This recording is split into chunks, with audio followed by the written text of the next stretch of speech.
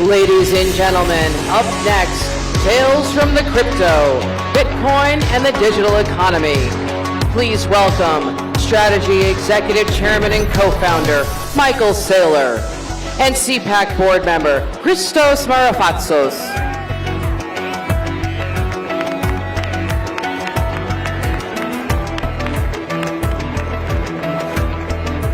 There she is.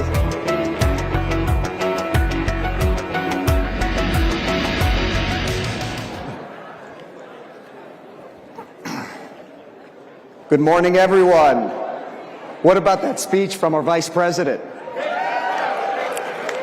And our great Mercedes Schlapp. I am not as good as a moderator as Mercedes. Michael turned to me and said, "Man, she's good." I go, "Mike, I'm not that good." But good morning, everyone. Thank you so much for being here. It's an honor to be here at CPAC, moderating one of the most critical discussions of our time. The future of Bitcoin, digital assets, and financial freedom. We are witnessing a once-in-a-generation transformation in how people store and transfer wealth and value. And today, I have the privilege of introducing a man who didn't just predict the future of money, he's helping build it. In 2020, as governments printed trillions of dollars, where it weakened our US dollar, one CEO made history. Michael Saylor became the first major CEO of a US publicly traded company to transfer his entire balance sheet from cash into Bitcoin. Historic. That's incredible. That's risk. He is the largest single corporate holder of Bitcoin in the world, owning 478,740 Bitcoin. Now worth $48 billion. Michael just didn't talk about Bitcoin. He bet on it. He built on it. And he led the way for corporations, investors, and people like me and you to invest and remain sovereign. He remains one of the most influential voices in financial and technological history, proving that Bitcoin isn't just an investment, it's a revolution that America has to dominate. Please join me in welcoming one of the most fearless and financial minds in our future, a champion of digital freedom and a trailblazer, Michael Saylor. Well, thanks for the intro. I'm really excited to be able to address this group today because I think that Bitcoin represents the most powerful technology force for conservatism in the world. And I don't know that that's fully appreciated, but Satoshi, many years ago, had this vision for sound money and sovereign money via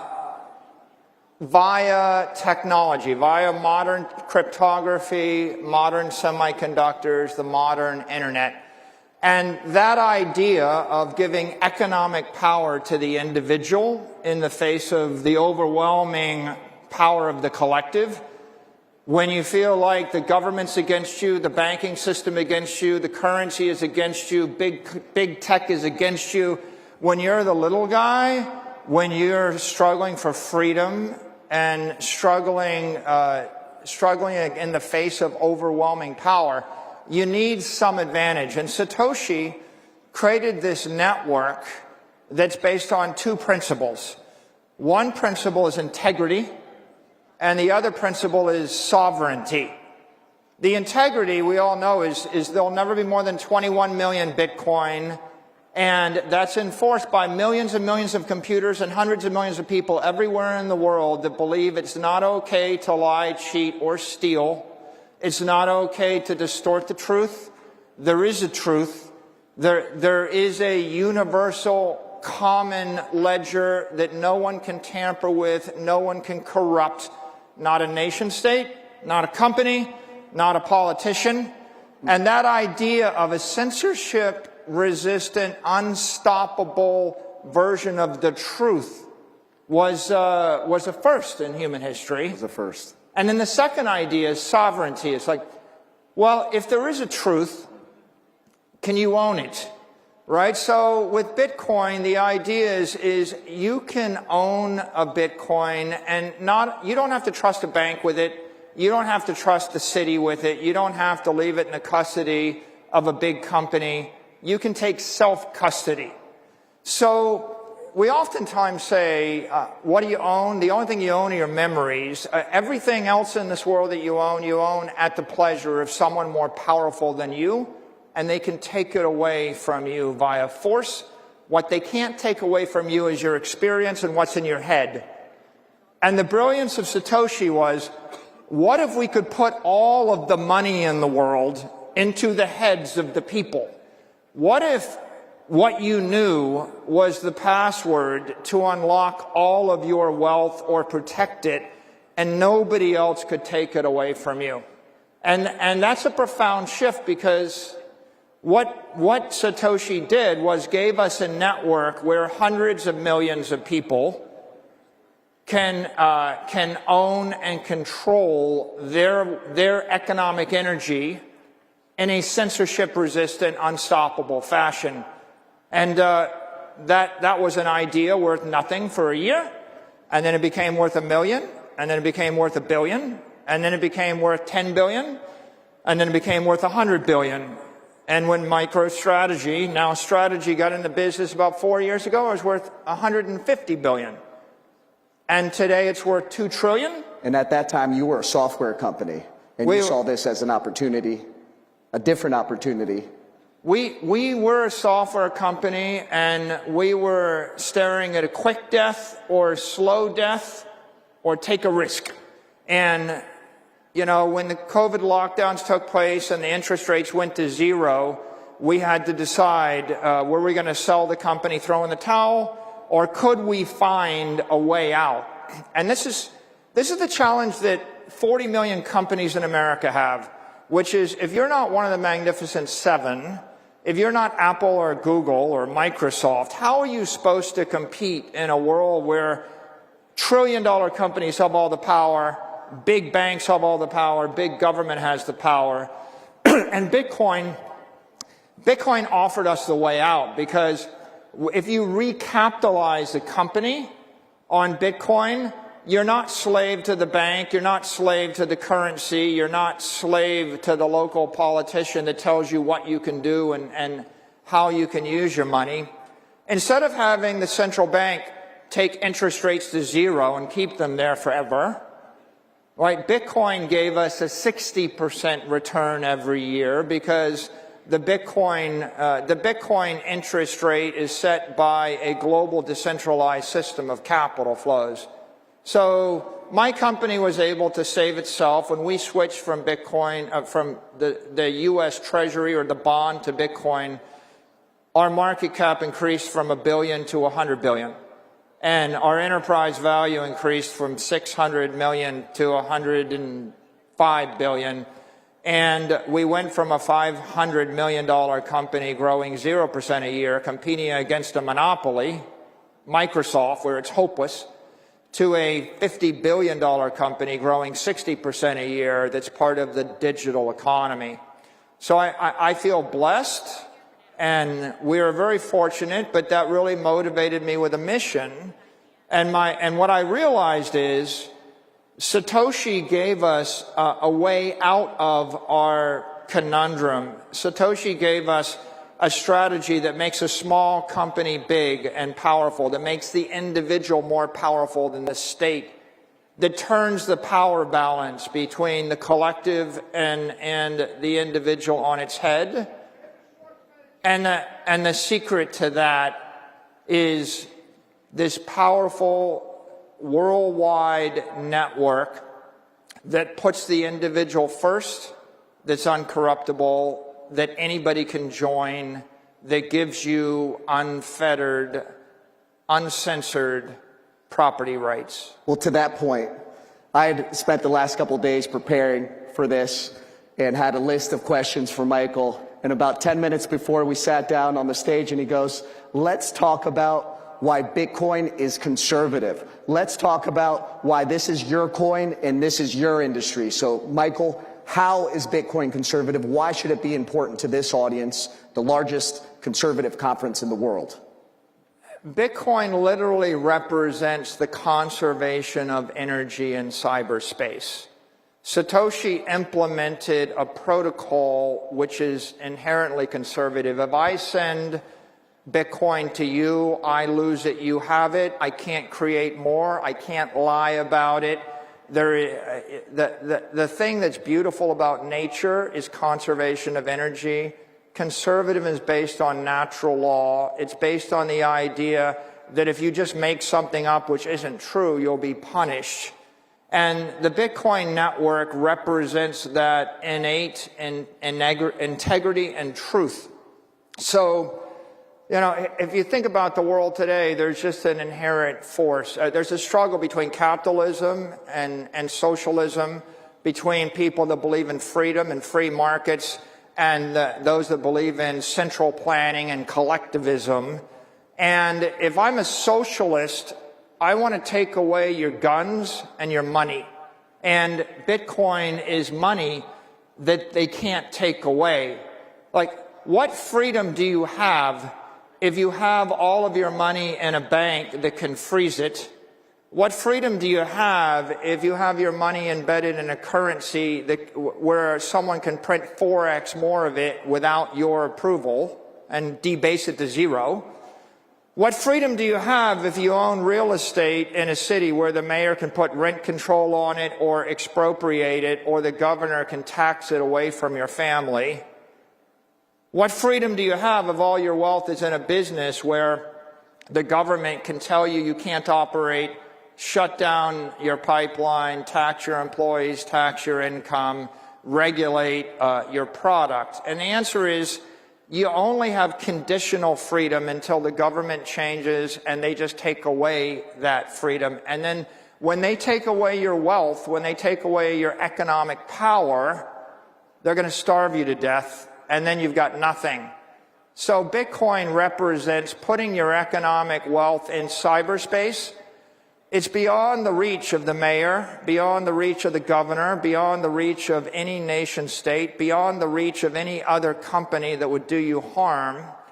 It is the first time in the history of the human race that you can bind economic energy tightly to an individual, to a family, to your company, and you don't have to ask permission to have economic wealth, to have money. And you don't have to live in fear that someone gets up on a morning and just takes it all away from you to power you down. And so if I am conservative, I want a family, I want a company, I want freedom. Well, how are you going to pay for it? And if you live in a country like Venezuela and the currency goes to zero, you're going to be begging for food next week. Wouldn't it be great if I could take the wealth of my family and put it into a network that no one can loot, no one can corrupt, and at the end of the day, I don't want to gamble my future. I don't want to take my life savings and gamble in the stock market. I don't want to take my life savings and gamble that the mayor of the city won't just take my property away from me. I actually just want to own the wealth. I want to own my money. And Bitcoin is a way for you to convert your capital into digital capital that will last 1,000 years. Your country will be, your company, your country, or your family will be wealthy for generations to follow. You don't have to live in fear. And when you don't have to live in fear, when you have economic independence, you can actually stretch your time horizon out, and you can build an institution, you can build your family, you can build a life for yourself.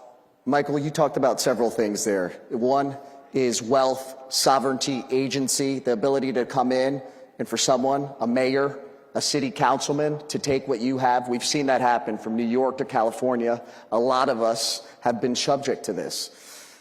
And then you also talk about leadership. We have President Trump. We have the greatest leader our nation has ever had. He's compared to George Washington. People love him. We love him. He sees Bitcoin, he sees the digital asset industry as an exceptional opportunity. How can America ensure its dominance moving forward? You know, this nation became great because of the Louisiana Purchase. We bought a third of the country from Napoleon for a few $1 million. Then we purchased Texas and California from the Mexicans for a few million more. Then we purchased Alaska from the Russians for a few million more. We didn't even know there'd be $1 trillion of mineral rights underneath Alaska when we purchased it. They called it Seward's Folly. But what I'm describing is manifest destiny. If you want to create a great nation, you have to build it on valuable property. You have to know, where is all the money headed? Where is the future? When we bought California, we didn't know there'd be a Hollywood. We didn't know there'd be a Silicon Valley. No one really considered. In 1867, we didn't have a petroleum industry. And so where is the money headed in the future? The money's headed to cyberspace. Bitcoin is property in cyberspace. The manifest destiny of this country is to own cyberspace. And I think that President Trump understands the value of owning scarce, desirable property. If we go to cyberspace and we buy Bitcoin and the nation embraces Bitcoin, then all of the capital in the world, all of the Chinese money, all the Russian money, all the European money, all of the money from the 20th century, the money invested in a Siberian warehouse, the money invested in fill in the blank, anything you could possibly own in Africa, all of that capital is flowing into cyberspace. It's going from physical to digital. It's flowing from the 20th century to the 21st century. The 21st century is going to be 1 billion AIs thinking 1 million times a second. And what are they going to be using to move their money around? They're going to use digital money because they can't get a bank account. They can't get a credit card. I have to approve my wire transfers from my bank once a week. It takes about 20 minutes, and they ask me on the phone whether the money should move. It's a good problem. With 478,740 Bitcoin, Michael. The computers... We don't feel too bad, is what I'm trying to say. Yeah, I get it. But my point we've been doing it that way for 50 years. And if you look at the way the digital economy is going to run in the 21st century, it's going to be 1 billion computers thinking 1 million times a second, moving assets at the speed of light. Bitcoin represents digital capital.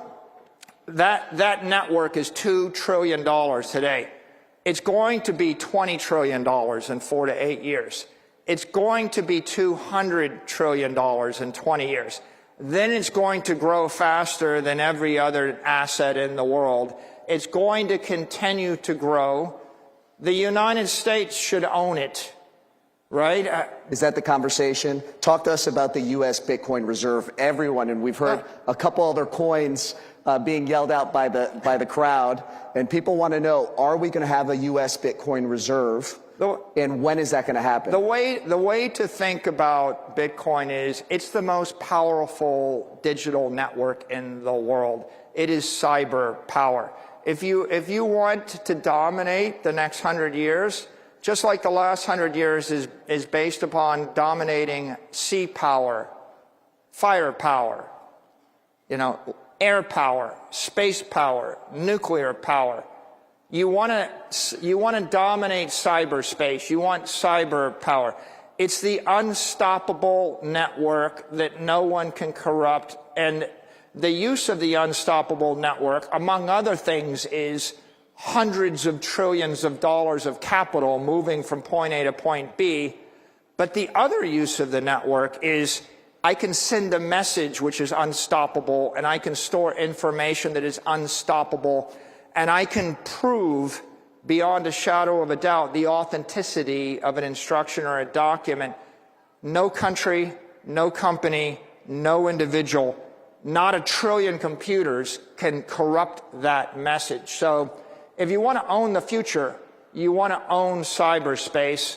How do you own cyberspace? You own Bitcoin, and then you run the Bitcoin network. You mine Bitcoin, you own Bitcoin. President Trump understands property. He understands the value of Greenland.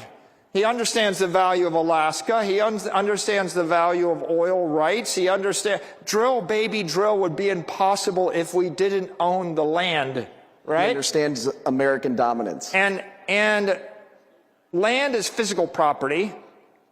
When I run electricity through semiconductors and I create a wall of encrypted energy, I create digital property. Bitcoin is digital property. You should own it. Your company should own it. Our nation should own it. It is the future. In your perspective, how soon do you think we're going to be buying Bitcoin and have within our U.S. reserve at a timeline? You think it's going to be 12 months, 24 months? I think there's an appreciation of the power of Bitcoin throughout the cabinet, throughout the House, throughout the Senate. There's going to be a political process by which we build consensus with the White House, the Senate, and the cabinet, and find the right way through. But, you know, what I would say on this topic is the U.S. could own 20% of the network like that for free. The dollar would strengthen. The nation would be enriched. And the real promise is if you own 4 to 6 million Bitcoin, you're going to pay off the entire national debt. You're going to neutralize it. We can generate a $50 trillion to $80 trillion benefit to the United States people, to the citizens, to the taxpayers, and we can do it simply by seeing the future. It cost $6 million to buy Alaska. The payoff was $1 trillion. Just like right now, you can literally buy it for a song and dance. That's the opportunity. The risk is that you wouldn't want the Saudis to buy it first, or the Russians, or the Chinese, or the Europeans. And there's only room for one nation state to buy up 20% of the network. And obviously, I think it should be the United States. I think it will be the United States. It's a way for us to enrich ourselves and emerge as a creditor nation in a matter of a decade. It's also a way for us to ensure that we're the economic leaders in cyberspace and the digital economy for the next 100 years. And if we do that, every one of our allies will follow us, and then all of our enemies will end up having to buy into the network once it passes 10 or 20 million a coin, and they will enrich us. And we saw that just yesterday. President Trump was in Miami, and he was talking about Bitcoin. The Bitcoin reserve is a touchy subject. A lot of people want to know what other coins within the digital asset industry are going to be involved. The U.S. does not just hold just gold and oil within our reserve. It holds up to 27 other trace minerals. And so we're completely diversified. Do you see room for another digital asset to be included in the Bitcoin reserve or the U.S. financial reserve system? I think the key thing to keep in mind right now is that Bitcoin is a commodity. It is an asset without an issuer. There is no company, no individual, no country, no entity that can corrupt it. It has reached escape velocity. It has gotten to the point where it is basically a freedom virus, a truth virus, a monetary virus. It has been embraced by $1 trillion of smart money. That is, $1 trillion of real money has been invested in the network. It is 99% of the digital power on Earth. It's fairly unstoppable. And so if you're going to capitalize a company or a country, you want to capitalize it on property or a commodity or a network which is beyond the point where anybody could change the nature of it. And so that makes Bitcoin the most certain thing in the digital universe. And when you talk about certainty and when you talk about truth, over the last 4 years, we've experienced as a culture travesty. We haven't been able to speak. We've been censored. What is Bitcoin to you? What do you see that others don't? And how can conservatives capitalize on the opportunity to take advantage and make sure that America is dominating our future, that we have the economic freedoms, that our children and our families in America will stay at the front runner of this industry? What I would say to everybody in this room is if you want freedom, if you want liberty, if you want to live your finest life, you're going to need economic power. You need physical power, you need political power, but you need economic power. Bitcoin represents economic armor. When you put on the suit of armor, then no mayor, no government, no collectivist, no socialist can debank you. They can't take your money away. They can't impoverish you. Just like a gun is a deterrent, Bitcoin is a deterrent, because if you have wealth in Bitcoin, you have the option to move it to any jurisdiction, and you can keep it, and no one can take it away from you via force of violence, no matter where you are on Earth. And so Satoshi gave us an opportunity. I hope I intrigue all of you with the opportunity, and you go do the research and determine for yourself how you benefit from it. But I just leave you with the thought that Bitcoin is economic armor.